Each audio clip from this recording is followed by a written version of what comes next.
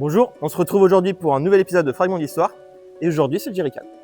Le jerrycan est un bidon de 20 litres créé en 1937 par les Allemands. Alors pourquoi jerrycan? Jerrycan, ça vient surtout de Jerry's. Jerry's, c'est quoi? C'est le surnom que donnaient les troupes britanniques aux soldats allemands. Donc en gros, c'est l'équivalent pour nous, troupes françaises, du Bosch. Donc le jerrycan, il est à la fois conçu pour être solide, empilable, mais surtout facilement transportable. On a 3 poignées, c'est plus facile. Des jerrycans allemands comme celui-ci, les Alliés ils vont récupérer des milliers, mais ils vont aussi bien sûr en construire.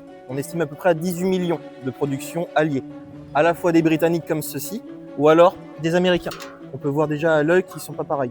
Donc ces millions de jerrycans britanniques, américains, les Alliés quand ils vont partir à la fin de la guerre, ils ne vont pas les emmener, ils vont les laisser en France. Donc ainsi, tous ces jerrycans vont être retrouvés dans la campagne française, les fermiers surtout vont les utiliser. Donc au sein du musée, nous avons reconstitué ce cube en jerrycan. Derrière moi se trouve à peu près 200 jerrycans.